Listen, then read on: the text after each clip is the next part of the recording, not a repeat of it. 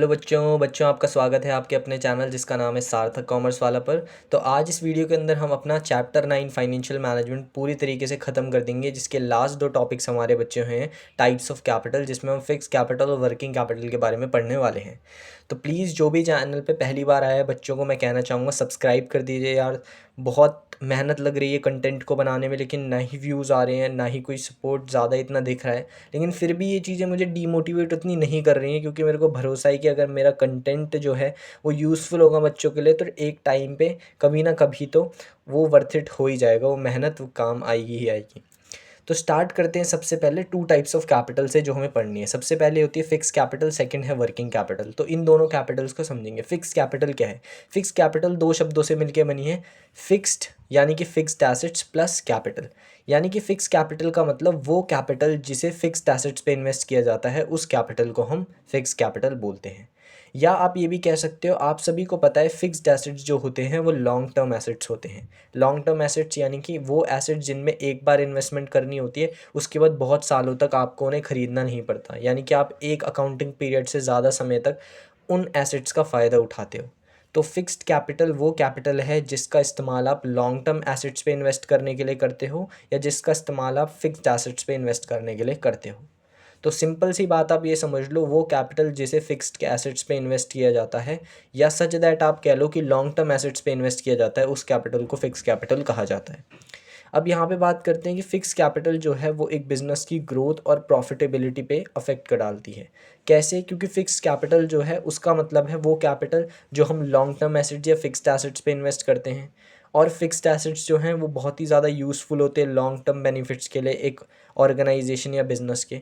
तो अगर आप फिक्स कैपिटल इन्वेस्ट करते हो अपने बिज़नेस में अच्छी खासी, तो वो कहीं ना कहीं ग्रोथ को भी अफेक्ट करता है और प्रॉफिटेबिलिटी को भी अफेक्ट करता है, क्योंकि जब आपकी प्रॉफिटेबिलिटी अच्छी होगी तभी आप ग्रो भी करोगे, यानी कि अपने बिज़नेस को एक्सपेंड करोगे।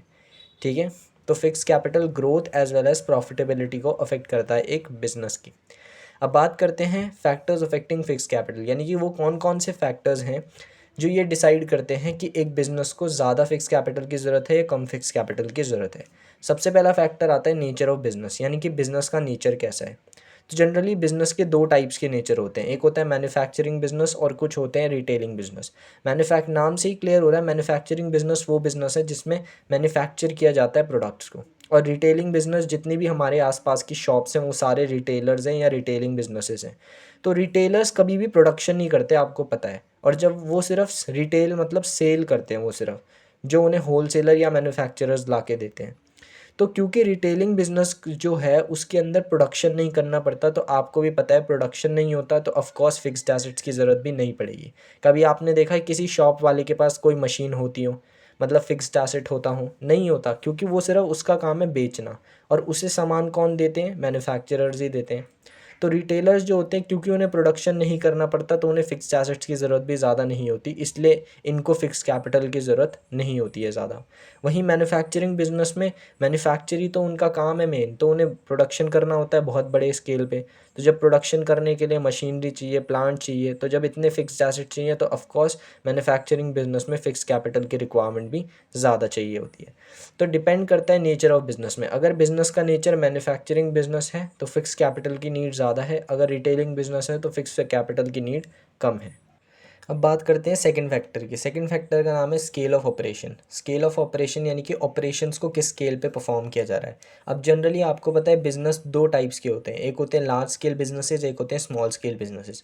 Large scale businesses large scale पे ऑपरेशंस को परफॉर्म करते हैं, और small scale businesses small scale पे ऑपरेशंस को परफॉर्म करते हैं। तो बहुत ही कॉमन सेंस वाली बात है कि जो बिज़नेस लार्ज स्केल पे ऑपरेशन परफॉर्म कर रहा है, ऑफकोर्स वो ज़्यादा प्रोडक्शन कर रहा है, वो ज़्यादा मैन्युफैक्चर कर रहा है चीज़ों को, तो ज़्यादा फिक्स्ड एसेट्स की ज़रूरत उस बिज़नेस की होगी, उस बिज़नेस को होगी जो लार्ज स्केल पे ऑपरेशंस को परफॉर्म कर रहा है।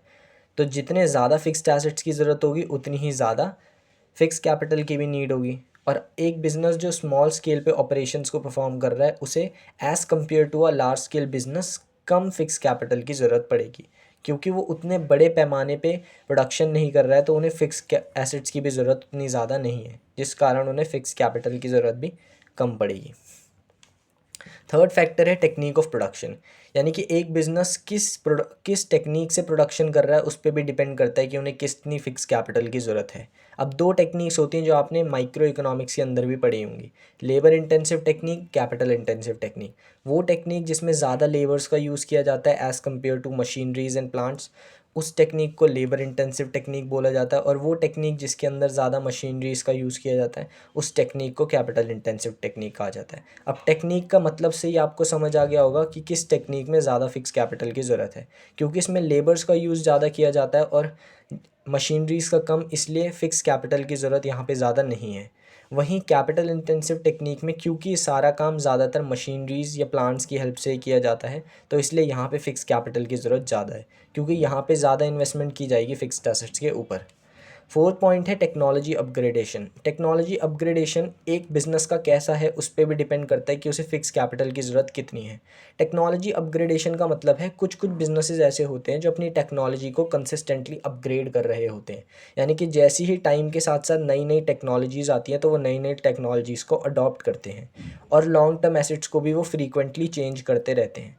तो ऐसे बिजनेसेस जो अपनी टेक्नोलॉजीज़ को अपग्रेड करते रहते हैं कंसिस्टेंटली, वो ज़्यादा इन्वेस्ट करते हैं फिक्स्ड एसेट्स पे, इसीलिए उन्हें ज़्यादा फिक्स कैपिटल की ज़रूरत पड़ती है ज़्यादा, ठीक है। और वहीं वो बिजनेसेस जो ये सोचते हैं कि अपग्रेडेशन इतना ज़रूरी नहीं है, या जो कंसिस्टेंटली अपग्रेड नहीं करते अपनी टेक्नोलॉजीज़ के, और जो उन्होंने एक बार फिक्स्ड एसेट्स ख़रीद लिए वो जब तक ख़राब नहीं हुए तब तक उनको यूज़ करते हैं, ऐसे बिजनेसेस क्योंकि वो ज़्यादा इन्वेस्टमेंट नहीं कर रहे हैं बार बार फिक्स्ड एसेट्स पे, तो इसलिए उन्हें फ़िक्स कैपिटल की रिक्वायरमेंट कम होती है, ठीक है। फिफ्थ पॉइंट है ग्रोथ प्रोस्पेक्ट्स। ग्रोथ प्रोस्पेक्ट्स पे भी डिपेंड करता है, यानी कि एक बिज़नेस अगर ग्रो करना चाहता है तो ऑफकोर्स है वो एक्सपेंशन करेगा, जिसके लिए उसे ज़्यादा प्रोडक्शन करना पड़ेगा। एक्सपेंड करेगा तो ज़्यादा प्रोडक्शन होगा, तो ज़्यादा प्लांट, ज़्यादा मशीनरीज चाहिए होंगी, तो ऑफकोर्स फिक्स कैपिटल की भी रिक्वायरमेंट ज़्यादा होगी। और एक बिज़नेस जो ग्रो नहीं करना चाहता है, यानी कि जिसके कोई फ्यूचर में ग्रोथ के कुछ प्लान्स नहीं है, वो बिज़नेस अभी क्या कर रहा है, वो बिज़नेस अभी ग्रो नहीं करना चाहता फ्यूचर में, तो उसे अपना जो प्रोडक्शन है वो भी बढ़ाने की ज़रूरत नहीं है, तो उस बिज़नेस को फ़िक्स कैपिटल की रिक्वायरमेंट कम होगी, ठीक है। सिक्स पॉइंट की बात करते हैं डाइवर्सिफिकेशन। डाइवर्सिफिकेशन का मतलब है मल्टीपल्स ऑफ प्रोडक्ट प्रोड्यूस करना। तो एक बिज़नेस जो डाइवर्सिफाई करता है अपने प्रोडक्शन को, यानी कि वैरायटीज़ लाता है अपने प्रोडक्शन में, ऑफ कोर्स है जितना ज़्यादा प्रोडक्शन करेंगे, जितने अलग अलग प्रकार के प्रोडक्ट बनाएंगे, उतने ज़्यादा फिक्स एसेट्स की ज़रूरत होगी, और जितने ज़्यादा फिक्स एसेट्स उतनी ज़्यादा फिक्स कैपिटल की ज़रूरत पड़ेगी। वहीं वो बिज़नेस जो डाइवर्सिफिकेशन नहीं करना चाहता, यानी कि वैरायटीज़ ऑफ प्रोडक्ट नहीं बनाना चाहता, वो उस बिज़नेस को फिक्स कैपिटल की रिक्वायरमेंट कम पड़ेगी।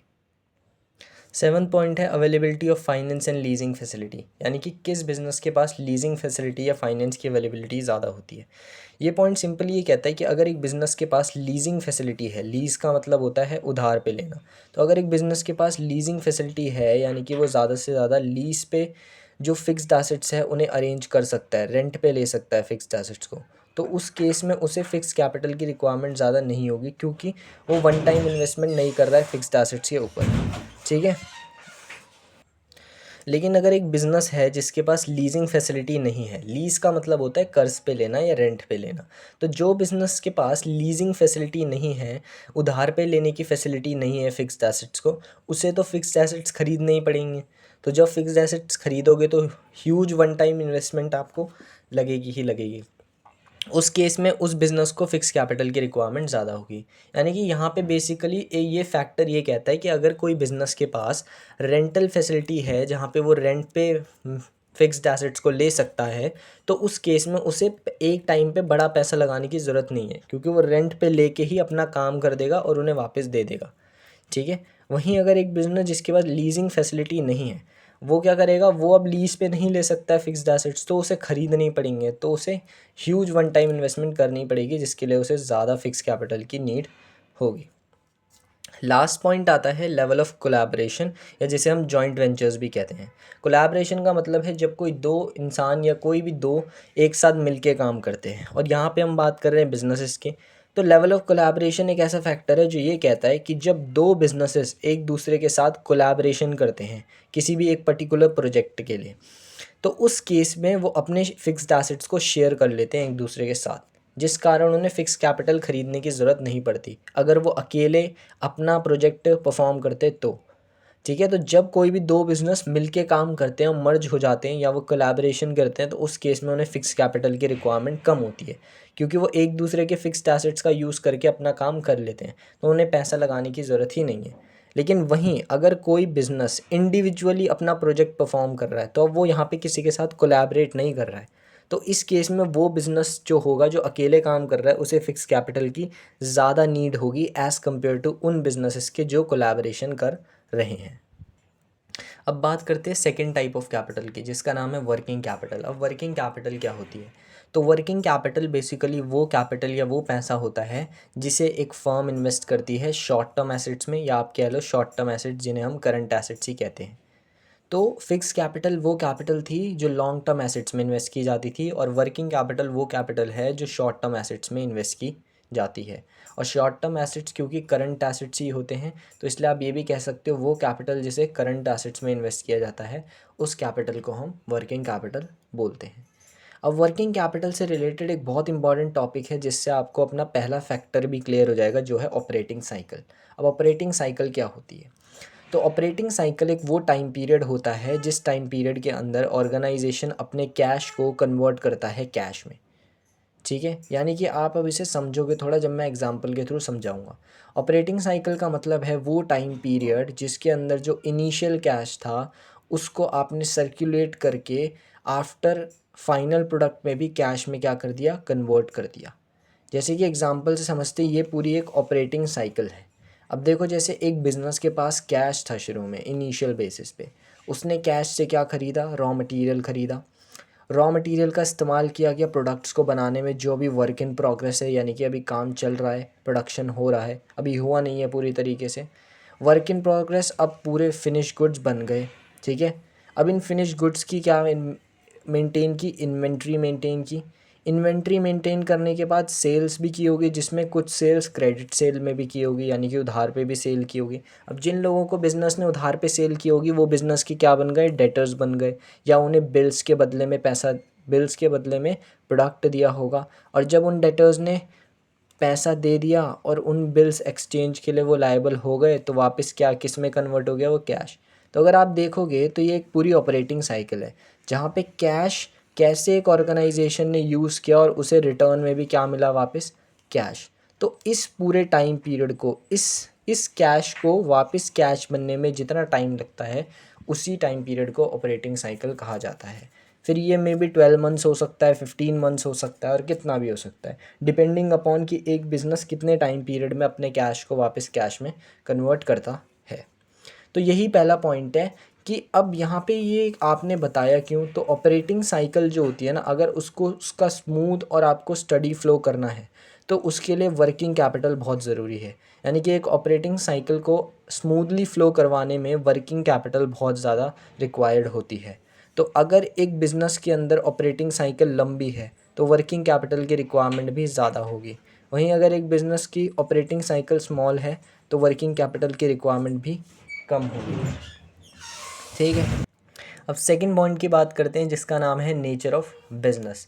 यानी कि नेचर ऑफ बिज़नेस पे भी डिपेंड करता है कि वर्किंग कैपिटल की रिक्वायरमेंट कितनी होती है किसी पर्टिकुलर टाइप के बिज़नेस को। तो इसमें 3 टाइप्स के बिज़नेसेस आते हैं, जो 3 टाइप्स के लोग आते हैं। रिटेलर्स आते हैं, होलसेलर्स आते हैं और मैन्युफैक्चरर्स आते हैं।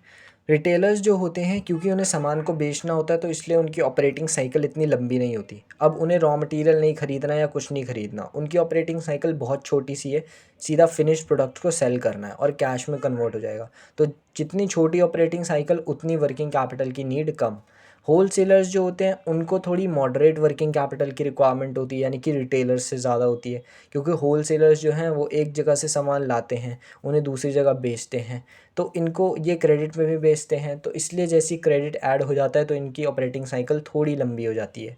तो इसलिए होलसेलर्स को वर्किंग कैपिटल भी ज़्यादा चाहिए अपनी थोड़ी मॉडरेट वर्किंग साइकिल को, या सॉरी मॉडरेट ऑपरेटिंग साइकिल को कंडक्ट करने के लिए। और वहीं थर्ड है मैन्युफैक्चरर। अब मैन्युफैक्चरर्स वो लोग हैं जिन्हें सबसे ज़्यादा वर्किंग कैपिटल की नीड होती है, क्योंकि मैन्युफैक्चरर्स जो होते हैं वो बिजनेसेस होते हैं जो मैन्युफैक्चर करते हैं। तो ये सबसे पहले रॉ मटेरियल ख़रीदते हैं, फिर ये उसकी रॉ मटेरियल से फिनिश गुड्स बनाते हैं, फिर इन्वेंट्री भी मेंटेन करते हैं, उसके बाद क्रेडिट पे सामान भी देते हैं कभी कभार होलसेलर को। तो इनकी ऑपरेटिंग साइकिल इतनी लार्ज होती है, इतनी लॉन्ग होती है कि इनको उस ऑपरेटिंग साइकिल को स्मूथली कंडक्ट करने के लिए वर्किंग कैपिटल की भी रिक्वायरमेंट ज़्यादा पड़ती है।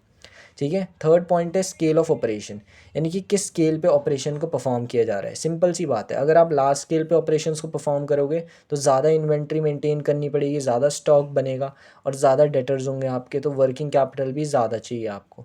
वहीं अगर स्मॉल स्केल ऑपरेशंस परफॉर्म कर रहा है एक बिज़नेस, तो वहाँ पे उसे इन्वेंट्री भी कम मेंटेन करने की ज़रूरत पड़ती है और डेटर्स भी उतने ज़्यादा उसके नहीं होते, इसलिए वर्किंग कैपिटल की रिक्वायरमेंट भी क्या पड़ेगी, कम पड़ेगी। फोर्थ पॉइंट है business cycle fluctuation. Fourth point है हमारा बिजनेस साइकिल फ्लक्चुएशन। अब बिजनेस साइकिल फ्लक्चुएशन का मतलब है कि बिजनेस की साइकिल्स होती हैं। बिजनेस साइकिल्स का मतलब है कि टाइम पीरियड में चेंजेस आते रहते हैं। टाइम पीरियड में चेंजेस कैसे आते हैं कि कभी बिजनेस के अंदर बूम पीरियड होता है तो कभी डिप्रेशन पीरियड होता है, जिसे आप रिसेशन भी कहते हो। तो अकॉर्डिंग टू द पीरियड और according to the business cycle fluctuation different types of needs होती हैं वर्किंग कैपिटल की भी। अब एक बिजनेस के एनवायरनमेंट के अंदर कभी कभी बूम पीरियड होता है। बूम पीरियड वो पीरियड होता है जहाँ पे मार्केट कंडीशंस बहुत अच्छी होती हैं, लोग रिस्क लेना पसंद करते हैं मार्केट में, क्योंकि अच्छा मार्केट फ्लो हो रहा होता है, मनी का अच्छा सर्कुलेशन होता है मार्केट में। तो बूम पीरियड के दौरान लोगों की डिमांड ज़्यादा रहती है। डिमांड ज़्यादा रहती है तो स्टॉक ज़्यादा बनाना पड़ता है और इन्वेंट्री भी ज़्यादा मेंटेन करनी पड़ती है, और क्रेडिट पे भी ज़्यादा सामान प्रोवाइड करना पड़ता है, क्योंकि डिमांड ज़्यादा है तो सप्लाई भी क्रेडिट पे कहीं ना कहीं करनी पड़ेगी, इसलिए डेटर्स भी ज़्यादा बनते हैं। तो इस केस में जब इतने सारी चीज़ें आएंगी, ऑपरेटिंग साइकिल इतनी बड़ी होगी, तो वर्किंग कैपिटल की रिक्वायरमेंट भी ज़्यादा होगी। वहीं डिप्रेशन पीरियड जब चलता है बिजनेस एनवायरनमेंट में, तो डिप्रेशन पीरियड में मार्केट कंडीशंस अच्छी नहीं चल रही होती है और लोग मार्केट में रिस्क लेना पसंद नहीं करते हैं उतना ज़्यादा, जिस कारण डिमांड थोड़ी लो होती है, स्टॉक भी ज़्यादा नहीं करते सप्लायर्स, ज़्यादा में मतलब जो प्रोड्यूसर्स हैं वो ज़्यादा स्टॉक नहीं बनाते, इन्वेंट्री भी ज़्यादा की ज़रूरत नहीं पड़ती, ज़्यादा मेंटेन नहीं करनी पड़ती, और क्योंकि ज़्यादा जब सामान बिकता ही नहीं है तो इसलिए डेटर्स भी कम होते हैं, तो इसलिए वर्किंग कैपिटल की रिक्वायरमेंट यहाँ पे कम होती है। फिफ्थ पॉइंट है सीजनल फैक्टर्स, यानी कि सीजनल फैक्टर्स पे भी डिपेंड करता है कि वर्किंग कैपिटल की रिक्वायरमेंट कितनी होगी। अब जनरली होता है ये, कुछ कंपनीज़ या कुछ बिजनेसेस ऐसे होते हैं जो थ्रू आउट द ईयर अपने सामान या अपने प्रोडक्ट को बेचते हैं, तो उनके बिजनेसेस उस टाइप के होते हैं कि उसमें कोई सीजनल फैक्टर डिपेंड नहीं करता है, वो उनका बिज़नेस किसी सीजनल फैक्टर पे डिपेंड नहीं करता है। लेकिन बहुत से बिजनेसेस ऐसे हैं जो किसी पर्टिकुलर सीजन्स में ही चलते हैं। तो जो ऐसे बिजनेसेस होते हैं जो किसी पर्टिकुलर सीज़न में ही रन करते हैं, ऐसे बिजनेसेस का जब सीज़न चल रहा होता है, यानी कि जब वो अपने सीजन्स में होते हैं, तो उस टाइम पे लोगों की डिमांड उस प्रोडक्ट के लिए ज़्यादा होती है, सप्लाई ज़्यादा करनी पड़ती है, स्टॉक ज़्यादा बनाना पड़ता है और इन्वेंट्री भी मेंटेन करनी पड़ती है। इसीलिए सीजनल बिजनेसेस के अंदर सीजन्स में वर्किंग कैपिटल की रिक्वायरमेंट ज़्यादा होती है। जैसे एग्जांपल के लिए आइसक्रीम्स गर्मियों में ज़्यादा बिकती है, तो ये एक सीजनल बिज़नेस है। हालांकि लोग सर्दियों में भी आइसक्रीम खाते हैं, लेकिन गर्मियों में आइसक्रीम्स की डिमांड बहुत ज़्यादा हो जाती है, जबकि सर्दियों में एज़ कंपैरिजन बहुत कम होती है। तो सीज़नल सीजन्स के अंदर ज़्यादा वर्किंग कैपिटल की रिक्वायरमेंट होती है सीजनल बिजनेसेस के अंदर। वहीं अगर ऑफ सीज़न चल रहा हो बिज़नेस का, यानी कि वो सीज़न ना चल रहा हो जिसमें वो बिज़नेस चलाया जाता हूँ ज़्यादा, तो उस केस में उन ऑफ सीज़न में वर्किंग कैपिटल की रिक्वायरमेंट उसी सीजनल बिज़नेस को कम पड़ती है, क्योंकि अब यहाँ पे कोई ऑपरेटिंग साइकिल नहीं है, अब उसे अपने बिज़नेस को बहुत ज़्यादा ऑपरेट नहीं करना पड़ रहा है। सिक्स पॉइंट है टेक्नोलॉजी ऑफ प्रोडक्शन, यानी कि किस टेक्नोलॉजी का यूज़ करता है एक बिज़नेस, उस पर भी डिपेंड करता है वर्किंग कैपिटल की रिक्वायरमेंट। दो टेक्निक्स होती हैं as usual, labour intensive technique, capital intensive. Labour intensive में लेबर्स ज़्यादा होते हैं, लेकिन यहाँ पे थोड़ा रेसिप्रोकल हो जाएगा रिजल्ट फिक्स कैपिटल के अगर मैं कंपेयर करूँ, क्योंकि फिक्स कैपिटल में क्या होता था कि फिक्स्ड एसेट्स पे, तो फिक्स्ड एसेट्स पे जिस कैपिटल को यूज़ किया जाता है वो फिक्स कैपिटल होती थी। लेकिन अगर हम बात करें वर्किंग कैपिटल, तो वर्किंग कैपिटल में मेन चीज़ है ऑपरेटिंग साइकिल कैसी है। तो जब लेबर इंटेंसिव टेक्निक्स में लेबर्स को कॉस्ट देनी होती है ना, तो काफ़ी ऑपरेटिंग साइकिल इंक्रीज़ हो जाती है, जिससे वर्किंग कैपिटल की ज़रूरत लेबर इंटेंसिव टेक्निक में ज़्यादा होती है। वहीं कैपिटल इंटेंसिव टेक्निक में जब मशीन्स यूज़ की जाती हैं एक बिज़नेस द्वारा, तो वहाँ पे कोई कॉस्ट नहीं पे करनी होती है, वन टाइम इन्वेस्टमेंट होती है, जिससे ऑपरेटिंग साइकिल इतनी इंक्रीज़ नहीं होती और वर्किंग कैपिटल की डिमांड भी कैपिटल इंटेंसिव टेक्निक के अंदर कम होती है। ठीक है। सेवन पॉइंट है क्रेडिट अलाउड। क्रेडिट अलाउड का मतलब क्या होता है, बात करते हैं seven point credit allowed. Credit allowed का मतलब पहले क्या होता है? तो क्रेडिट अलाउड का मतलब होता है कि जहाँ पे बिज़नेस जो है या एक शॉप जो है या एक बिज़नेस जो है वो अपने कस्टमर्स को क्रेडिट पे प्रोडक्ट प्रोवाइड कर रहा है या नहीं। तो इस क्रेडिट अलाउड पे भी डिपेंड करता है कि उस बिज़नेस को वर्किंग कैपिटल की रिक्वायरमेंट कितनी होगी। तो क्रेडिट अलाउ का यहाँ पे मतलब है कि अलाउ किया जा रहा है क्रेडिट किनको? कस्टमर्स को। किसके द्वारा? बिज़नेस के द्वारा। ठीक है। तो अब अगर एक बिज़नेस अपने कस्टमर्स को क्रेडिट प्रोवाइड कर रहा है या वो खुल के क्रेडिट पे सामान उन्हें बेच रहा है, तो इसका मतलब वो बिज़नेस लिबरल क्रेडिट पॉलिसी को सपोर्ट कर रहा है या लिबरल क्रेडिट पॉलिसी को अपना रहा है। तो जब भी एक बिज़नेस लिबरल क्रेडिट पॉलिसी को अपनाता है तो ऑफ कोर्स क्रेडिट ज़्यादा बढ़ जाता है, जिससे डेटर्स और बिल्स ऑफ एक्सचेंज भी इंक्रीज़ हो जाते हैं उस बिज़नेस के। इस कारण वर्किंग कैपिटल की रिक्वायरमेंट ज़्यादा होती है। तो याद रखना हमेशा, जब भी एक बिज़नेस का क्रेडिट इंक्रीज़ हो रहा है तो उसको वर्किंग कैपिटल की रिक्वायरमेंट भी ज़्यादा होगी। वहीं कुछ कुछ बिज़नेसेस ऐसे हैं जो कस्टमर्स को क्रेडिट पे सामान नहीं देते हैं या क्रेडिट पे ज़्यादा प्रोवाइड नहीं करते हैं। उनकी पॉलिसी होती है शॉर्ट टर्म क्रेडिट पॉलिसी या स्ट्रिक्ट क्रेडिट पॉलिसी, जहाँ पे वो क्रेडिट पे सामान देना पसंद नहीं करते कस्टमर्स को। तो उन बिज़नेसेस की वर्किंग कैपिटल की रिक्वायरमेंट कम होती है, क्योंकि उनकी ऑपरेटिंग साइकिल इंक्रीज़ नहीं होगी, क्योंकि वो कम क्रेडिट दे रहे हैं। ठीक है। तो डिपेंड करता है कि एक बिज़नेस क्या चाहता है। अगर वो अपनी ऑपरेटिंग साइकिल को बड़ा कर चाहता है तो उस केस में उसको वर्किंग कैपिटल की रिक्वायरमेंट ज़्यादा होगी, और अगर एक बिज़नेस नहीं चाहता तो उस केस में वर्किंग कैपिटल की रिक्वायरमेंट कम होगी। 8th पॉइंट है क्रेडिट अवेल। क्रेडिट अवेल, अब क्रेडिट अलाउड था जहाँ पे बिजनेस क्रेडिट प्रोवाइड करता था कस्टमर्स को। क्रेडिट अवेल होता है जहाँ पे सप्लायर प्रोवाइड करता है क्रेडिट बिजनेस को। अब सप्लायर क्या देता है बिजनेस को? Raw material. तो अगर सप्लायर क्रेडिट पे रॉ मटेरियल देते लग गया एक बिज़नेस को, तो किस हिसाब से एक बिज़नेस को वर्किंग कैपिटल की रिक्वायरमेंट होगी? तो अगर एक सप्लायर रॉ मटेरियल क्रेडिट पे दे रहा है एक बिज़नेस को, तो उस बिज़नेस को वर्किंग कैपिटल की रिक्वायरमेंट कम होगी, क्योंकि अब वो जो बिज़नेस है ना उसको क्रेडिट पे मिल रहा है सामान, तो उसको ज़्यादा टेंशन लेने की ज़रूरत नहीं है, इसलिए उसे अपने शॉर्ट टर्म एसेट्स पे ज़्यादा इन्वेस्ट करने की ज़रूरत नहीं पड़ेगी। वहीं अगर एक सप्लायर क्रेडिट पे नहीं देता रॉ मटेरियल एक बिज़नेस को, तो उस केस में वर्किंग कैपिटल की रिक्वायरमेंट ज़्यादा होगी, क्योंकि उस केस में बिज़नेस को अपने शॉर्ट टर्म एसेट्स यानी कि करंट एसेट्स पे ज़्यादा इन्वेस्ट करना पड़ेगा, तो उसके लिए उसे ज़्यादा वर्किंग कैपिटल चाहिए होगी। 9 पॉइंट आता है ऑपरेशनल एफिशिएंसी। ऑपरेशनल एफिशिएंसी का सबसे पहले मतलब क्या होता है? तो जब एक बिज़नेस के ऑपरेशंस में एफिशिएंसी आ जाती है। अब एफिशिएंसी वर्ड आपको पता होना चाहिए क्या होता है। एफिशिएंसी का मतलब कि जब एक बिज़नेस अपने ऑपरेशंस को बहुत अच्छे से परफॉर्म कर रहा है कम टाइम के अंदर और साथ साथ कम कॉस्ट के साथ, और वेस्टेज भी रिसोर्सेज की कम हो रही है, तो उस केस में हम उसे कहते हैं ऑपरेशनल एफिशिएंसी।